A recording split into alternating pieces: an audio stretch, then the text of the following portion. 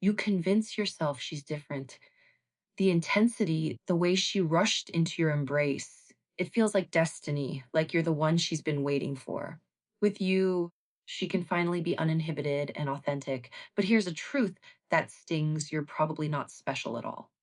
You're simply next in line, another addition to her collection, another boost for her fragile self esteem. Once the novelty wears off, someone else will take your place, leaving you with nothing but coldness and silence. We're not discussing love today. We're examining hunger, but not the straightforward kind. There are two entirely different types that men constantly mix up. The first is a genuine hunger for intimacy, the desire to share not just physical space with a woman, but thoughts, vulnerabilities, and triumphs. It's about warmth, understanding, and building something meaningful together. This hunger is satisfied through trust that develops over time. Then, there's the second kind of predatory hunger for validation. It's an endless void inside a woman that she attempts to fill through rapid conquests. Each new man isn't a partner, but a temporary fix, a dose of confirmation that she's still desirable, still powerful, still valuable, but the effect fades quickly and she immediately needs another hit. This pattern isn't new. A century ago, Freud and Jung explored how unresolved childhood wounds and hidden complexes drive adults into an obsessive search for external approval. Such a woman isn't seeking you, she's seeking a patch for her damaged self worth. I'm going to share 7 unmistakable indicators, 7 filters that will help you distinguish between a woman genuinely hungry for connection and someone who's simply keeping score. This knowledge could save you months or even years you'd otherwise waste in an emotional wasteland. What I'm about to reveal won't please everyone. Please everyone because it strips away masks. But if you're here for truth rather than comforting illusions, stay with me. The first warning sign is the unnatural speed of connection. This isn't merely about physical intimacy happening quickly. It's about forcing closeness while completely bypassing or superficially faking the crucial stage of emotional discovery. In practice, this means she rushes toward physical contact because that's her actual objective. Conversation, learning about your values, interests, and story. All of this is just an irritating preamble to skip past, like a boring introduction in a book. She doesn't want to know your dreams or fears. She wants confirmation that she's conquered you, because in her rule book, that's victory. Why the rush? The psychology is simultaneously simple and tragic. Genuine emotional intimacy is terrifying for her. It demands vulnerability, honesty, and acceptance of imperfection. For her, that's equivalent to defeat. Her inner world is a fragile construction built entirely on external validation. She fears that if you look into her soul, you'll see not a goddess, but a frightened child. So she replaces emotional closeness with physical connection. For her, physical intimacy is the fastest, clearest way to obtain what she needs: a sense of power, control, and irresistibility. This isn't a relationship marathon, it's a sprint for validation. Look for these specific behavioral patterns. In conversation, she immediately steers toward intimate topics on the first date, makes explicit jokes, and gives overt compliments about your appearance. She's signaling that deep discussion isn't the agenda. In her actions, she violates personal space rapidly, constantly touching you, adjusting your clothing, suggesting you come to her place within an hour of meeting, ignoring any attempts you make to extend the courtship phase. Most tellingly, watch her reaction when you try to slow down. If you ask deeper questions about her childhood, goals, or worldview, she either deflects with humor, gives one word answers, or redirects everything back to physical topics. It's as if she's playing an entirely different game. Consider this example: a 48-year-old architect met a stunning woman at a conference. Within 15 minutes, she was whispering that he smelled like a real man. An hour later, they were heading to her place. He thought he'd found his soulmate, someone uninhibited who knew what she wanted.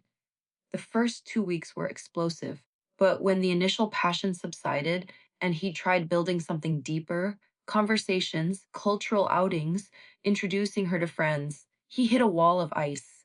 She became cold and irritable, then simply vanished, stopping all communication. He was bewildered and felt used. He didn't grasp the fundamental truth for her. The game ended that first night. He'd been captured, the trophy won. Everything else was boring. Contrast this with a woman genuinely interested in you as a person. She may feel strong attraction, but she savors getting to know you. She's genuinely curious why you chose your profession, laughs at your childhood photos, remembers your friends' names. For her, physical intimacy is a natural extension of emotional connection, not a substitute. She doesn't rush because she values the journey, not just the destination. She's building a bridge, not leaping across a chasm. The trap for male ego here is that this forced connection feels incredibly flattering. You think you must be exceptional if she can't resist you. You mistake her haste for proof of your own specialness.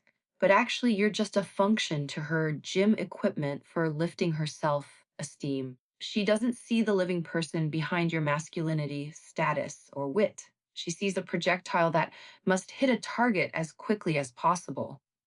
Think of it this way: a relationship built on genuine intimacy is an exquisite meal at a fine restaurant where you enjoy the atmosphere, conversation, and every nuance of flavor. What she offers is fast food, quick, high calorie, satisfying immediate hunger, but lacking nutritional value and leaving only heaviness and regret. When someone hands you this burger wrapped in bright packaging of passion right at the door, understand they're not going to feed you dinner. They're going to consume you. Remember, a fast start isn't a sign of overwhelming passion, but a symptom of desperate haste to get what she wants and disappear before being truly seen. The second sign is technique without passion. Her actions might be flawless from a physiological standpoint.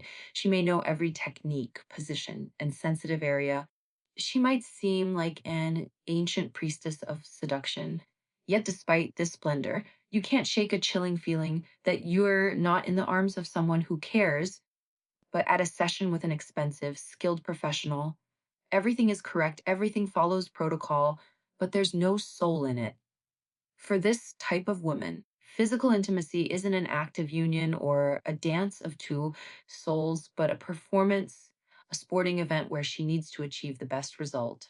She isn't feeling you, she's executing a program. In her mind exists a clear algorithm of actions that, from past experience, should produce a certain outcome.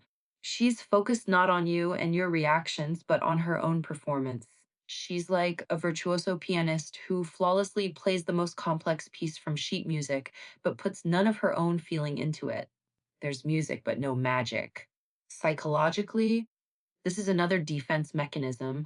Passion means losing control, its spontaneity, vulnerability, dissolving into another person while forgetting yourself. For her, this is akin to death. Losing control means becoming weak and dependent, so she replaces genuine passion with its simulation technical perfection. This allows her to remain in the dominant position, the one who knows how it's done. She doesn't share the moment with you, she directs it. In this performance, you're not a partner, but a prop. Watch for these markers, the feeling of being observed from outside, as if she's evaluating the process like a critic rather than being fully immersed. Predictability, after a few encounters, you notice her actions repeat in the same sequence, a learned ritual rather than a live response to the moment. The absence of tenderness and spontaneity, lots of acrobatics, but few simple human gestures like hugs, forehead kisses, or just lying together in silence. All her touches are functional, aimed at a result. One man, a successful businessman, described it perfectly. It was incredible. She was like a goddess. But over time, I started feeling not like a man, but like a musical instrument, expensive and rare, being played by a brilliant musician who knows all the strings and keys. But he plays for the audience, for himself, to showcase his talent. How the instrument itself feels at that moment, the violin or piano, he doesn't care. This metaphor captures the essence. You're an object on which mastery is being demonstrated.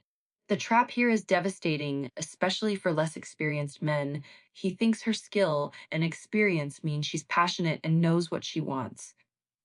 He mistakes quantity for quality, not understanding that this experience was accumulated through an endless series of one-time encounters, not intimate relationships. Her body is trained, but her heart is closed. Consider two cooks, your grandmother making soup without exact measurements or perfect movements, but pouring all her love into it so you feel it in every spoonful. Compare that to a robotic arm in an ultra-modern kitchen, executing everything with precision following a verified recipe. The dish is technically perfect, but there's no warmth, no soul. A woman capable of intimacy is the grandmother. The player is the robot.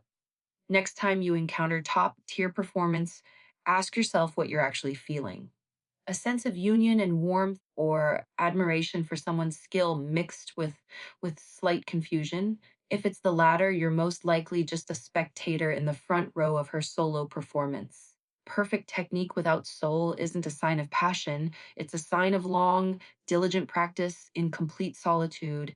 Even if there were always people around, it's the most sophisticated way to be with someone while remaining completely alone. The third sign hits like a slap and shatters all illusions, the complete absence of emotional aftertaste. I'm talking about what happens in the first minutes and hours immediately after physical intimacy. This moment is a litmus test that flawlessly reveals a woman's true attitude toward you and what just occurred. In a healthy relationship with genuine intimacy, after physical connection comes a phase of tenderness, vulnerability, and quiet union. People want to talk, embrace, share thoughts. It's a natural continuation of the merging that just happened. The physical act flows into an emotional one. The connection doesn't break, it strengthens. This is when the strongest bridges between two people are built. With someone playing games, the curtain falls with a deafening crash. The very second the performance concludes, the moment she gets what she came for, physical release and another confirmation of her power, you cease to exist for her as a partner. The transaction is complete. You instantly transform from an object of desire into an annoying nuisance, furniture taking up space. Her behavior changes dramatically. She shuts down emotionally. Her body, so responsive moments before, becomes tense and distant. She avoids eye contact, turns to face the wall, then follows one of several classic patterns. She immediately reaches for her phone to check social media or answer messages, diving into the digital world, showing that her attention is no longer present, your used material. Or she suddenly remembers urgent matters, starts talking about work or tomorrow's plans, needing to wake up early. She deliberately shifts context from intimate to mundane, destroying any magic. Or she simply turns away and pretends to fall asleep, cutting off all interaction. The psychological reason is fear. She's terrified of the tenderness and vulnerability that should follow. For her, this is dangerous territory where she might accidentally become attached, feel something real, which would destroy her entire defense system. So she needs to ground herself quickly, return to her fortress of cynicism and control. Heart to heart talks, embraces, tenderness. These are attributes of intimacy she's not seeking and is terrified of. Her task is to make a raid, take the trophy, and retreat quickly without engaging in prolonged emotional battles. One man shared, the most terrifying thing was this instant transformation. One moment, she was passionate, alive, completely there with me. The next, a complete stranger. She was lying next to me, but there was a chasm between us. Once, right after intimacy, she picked up her phone and started loudly discussing buying shoes with her friend. I lay there feeling used, as if I weren't a person but a thing that had served its purpose and could now be ignored. The trap is that men try finding rational explanations. She's probably tired, has a lot happening, is very responsible. Maybe I did something wrong. He looks inward, searching for the cause in his own behavior, while the cause lies solely in her psychology. He tries building in his imagination the intimacy that doesn't exist in reality because the truth is too painful. Imagine attending a concert by your favorite band. The musicians play the last song, and the very second it's over, without bowing or thanking anyone, they simply turn and leave the stage while the crew starts dismantling equipment. Show's over. No contact with the audience, no gratitude. This is what a man feels next to such a woman, an audience member at an ended show, now expected to leave. Observe not what happens during, but what happens after. The first 10 minutes after intimacy reveal more about a woman than 10 dates. If in these minutes she seeks your eyes, your hand, your conversation, there's a chance for intimacy. If she seeks her phone, her to do list, a reason to leave, understand that you're just another session at her gym. Workout's over. The fourth sign is how she talks about physical intimacy, about men, about past relationships. Her language is a scalpel with which she dissects the world, stripping it of warm feelings. It's the language of cynicism, devaluation, and objectification. If you listen carefully, you'll hear not the wisdom of experience in her words, but the clutter of psychological defenses. This manifests in her vocabulary. She talks about men using derogatory or sporting terms. For her, they're not former partners or men she loved, but specimens, trophies, scalps, boys. She might call physical intimacy a sport, a hunt, or a game. The very language she uses strips the process of any sacredness, turning it into a mechanical act, a competition. She speaks of people as if they were things. It also shows in her stories. When discussing past relationships, there isn't a drop of warmth or nostalgia. There are always stories of victory or defeat. Either she talks about putting some jerk in his place or seeing through some weakling.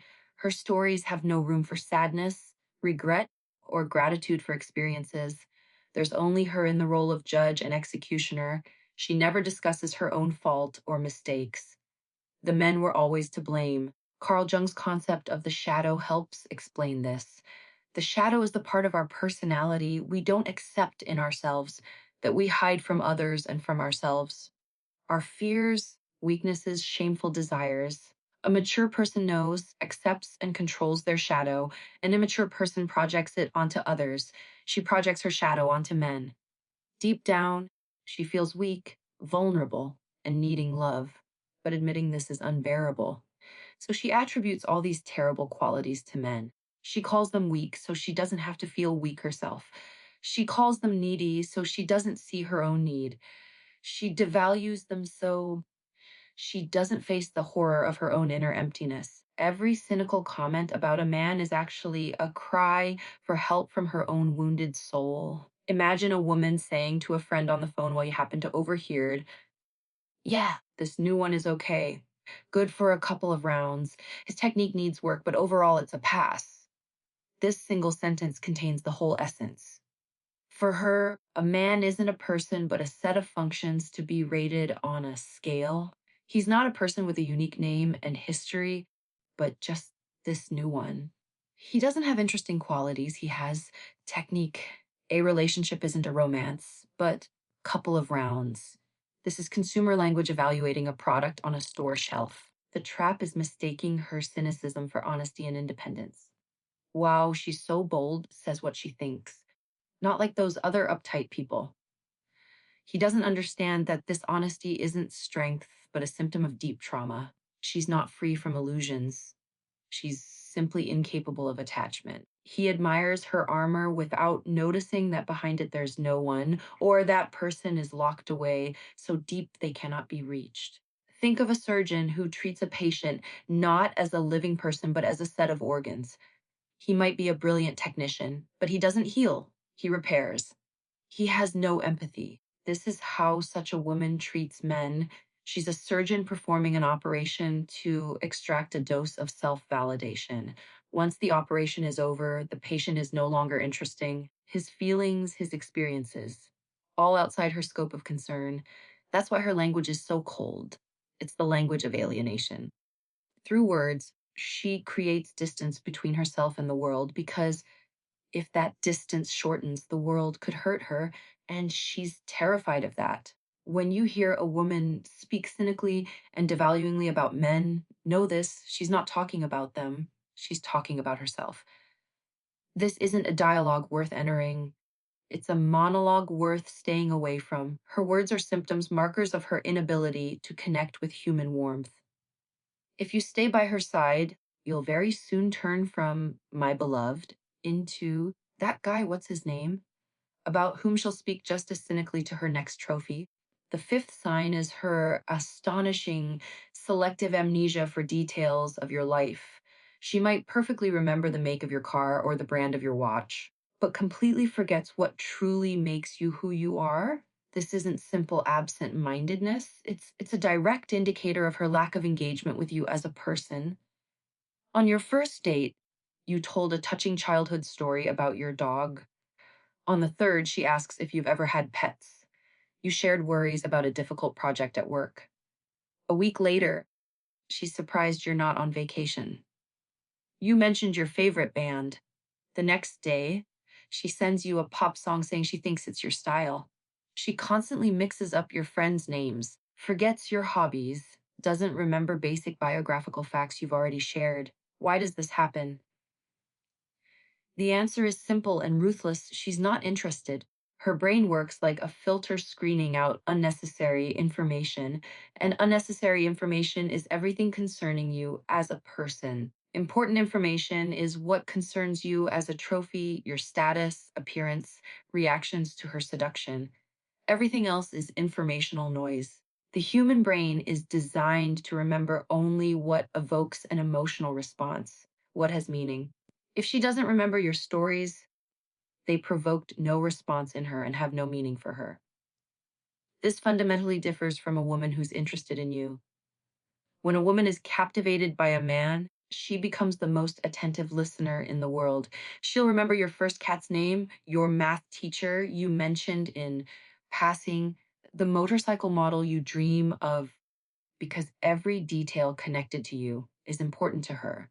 She's assembling the puzzle of your personality, and every piece is precious. For the player, you're not a puzzle but a poster. She only sees the overall picture, the glossy cover. What's inside, she couldn't care less. One entrepreneur dated a woman for about a month. During that time, he told her he had a severe allergy to nuts that could lead to life-threatening shock. He was certain she remembered, as it concerned his health and life. A week later, she invited him for dinner and proudly placed a salad on the table generously sprinkled with cashews, saying it was her signature dish and he'd love it. The man was shocked, not because she wanted to poison him, but because he realized that for that entire month, he'd been a blank space to her.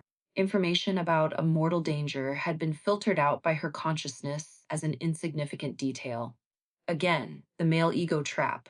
A man is inclined to justify her inattentiveness. She has a lot on her mind. She's swamped at work. It can happen to anyone. He doesn't want to believe the terrible truth. He simply hasn't been allocated even minimal memory space in her head. He doesn't want to admit that his personality is for her like terms of a user agreement that everyone scrolls through without reading and clicks accept. Imagine an extra in a movie. He might be on set for several days, but the director doesn't know his name, the cameraman doesn't know, the star doesn't know. He's just that guy in the gray coat in the third row.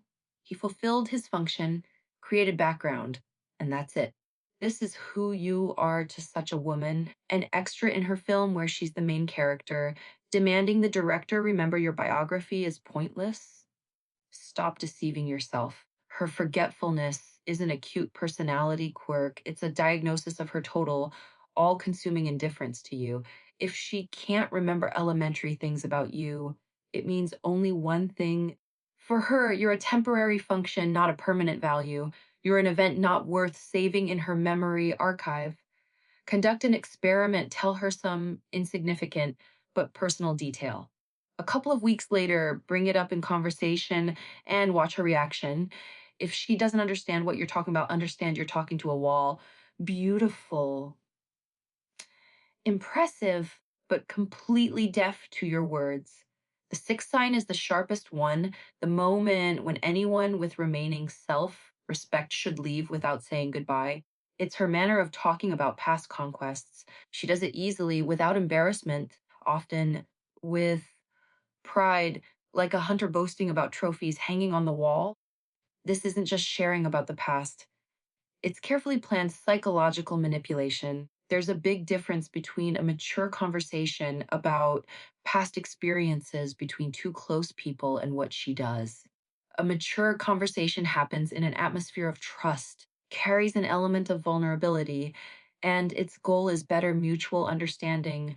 What she does is bragging, a public demonstration of her desirability and high market value. What are her goals when she tells you in vivid detail about her past? The first is self validation. She's essentially saying, look at the demand for me. The best wanted me. You should be happy I chose you. She creates artificial hype around herself to increase her value in your eyes. The second goal is establishing dominance. By talking about others, she places you in the position of being one of many. She implies you're on perpetual audition and your place isn't guaranteed. This makes you try harder, invest more to prove you're better than them. The third and most subtle goal is to devalue you as a person. When she compares you to others, even complimentarily, you do this better than my ex, she still turns you into a set of functions to be evaluated. You cease to be unique. You become just another version in her line of products, slightly better or worse than the previous one. Imagine sitting in a restaurant and she laughingly says, I had this one guy, a director of a large company. He was completely useless physically. But the one before him was an artist, poor as can be, but so inventive. What are you supposed to feel? She's inviting you to join this race to prove you're neither useless nor unimaginative. She dangles a carrot for you to chase like a donkey. It's humiliating. It destroys any semblance of intimacy and trust. Some men, especially those with unstable self esteem, actually enter this game. They start trying harder to prove themselves, competing with ghosts of her past. They think that winning this competition will earn them the grand prize of her love and devotion. But they don't understand that winning this game is impossible because as soon as you win, the game is over for her. She doesn't need a winner.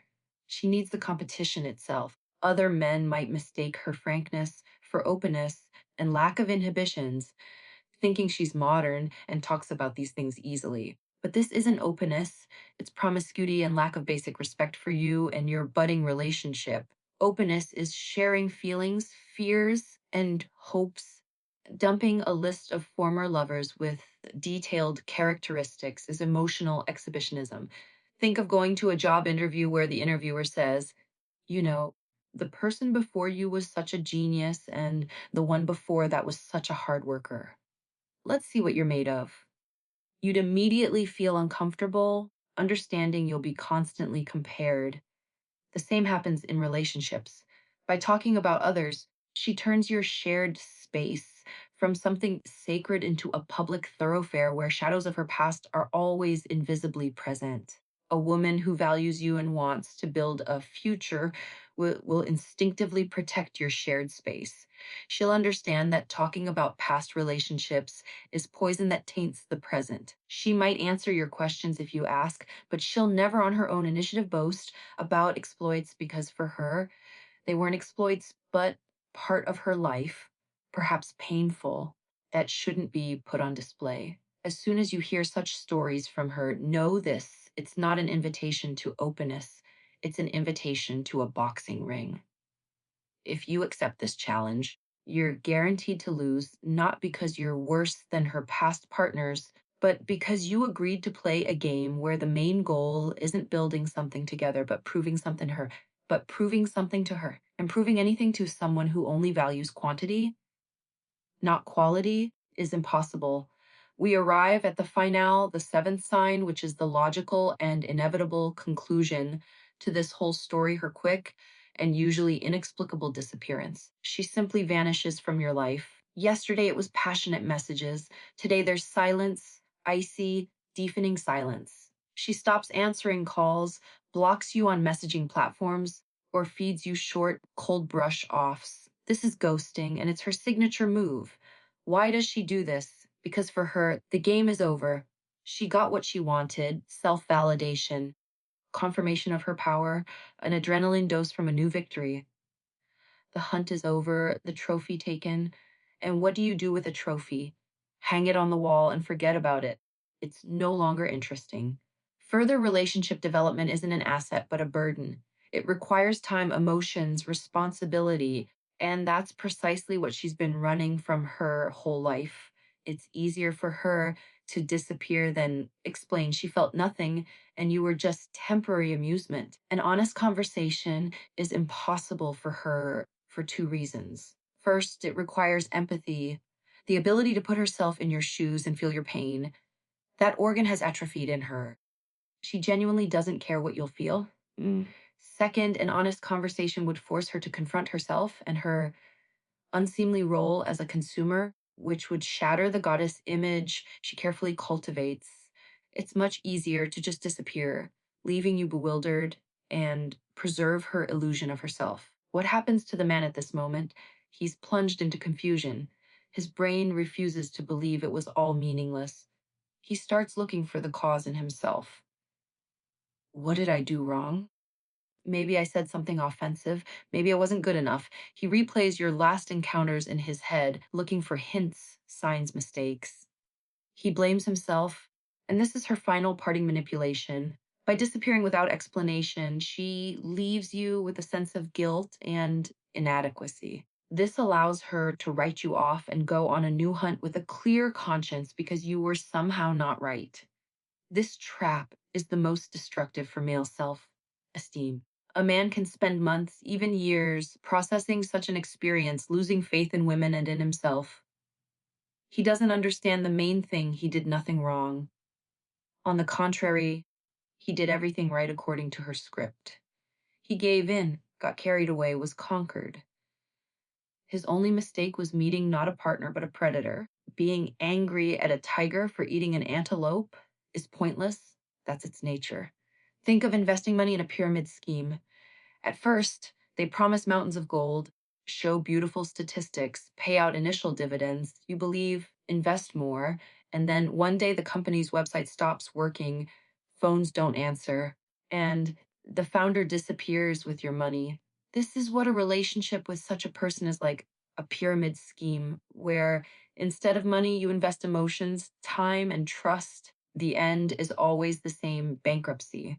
A woman focused on a genuine relationship, even if she realizes you're not compatible, will find the strength and respect for an honest conversation. She'll say, "I'm sorry, but I don't feel this will work out. You're a good person, but we're looking for different things."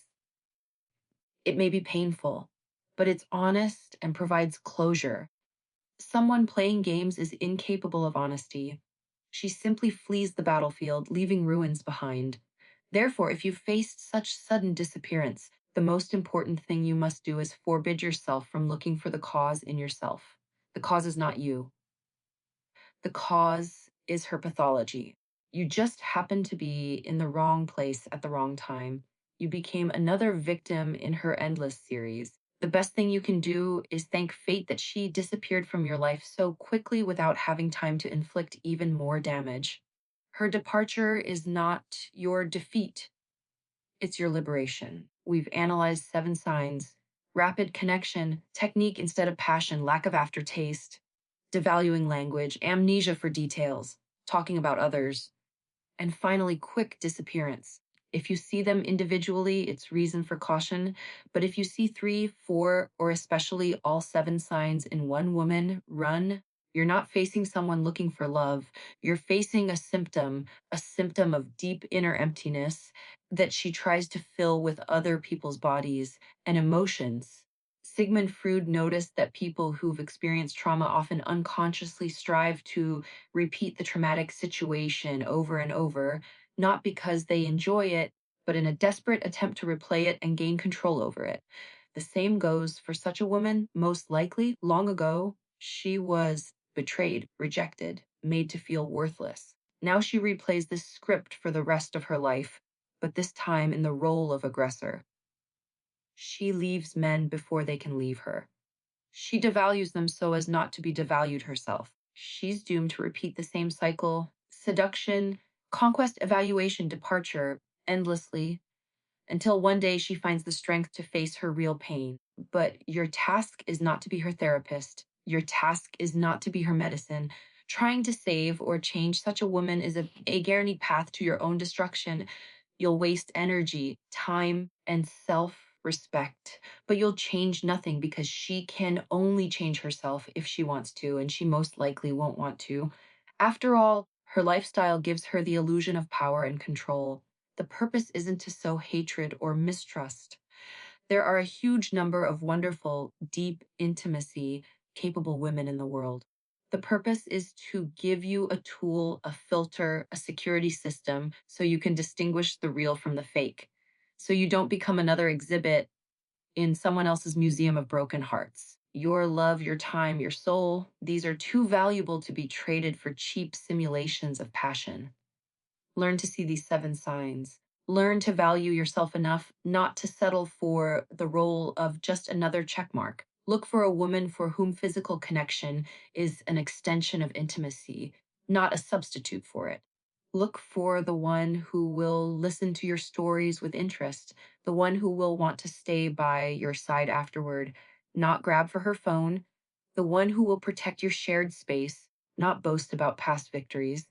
A real relationship is not a sport, it's an art, and it requires not technique but soul.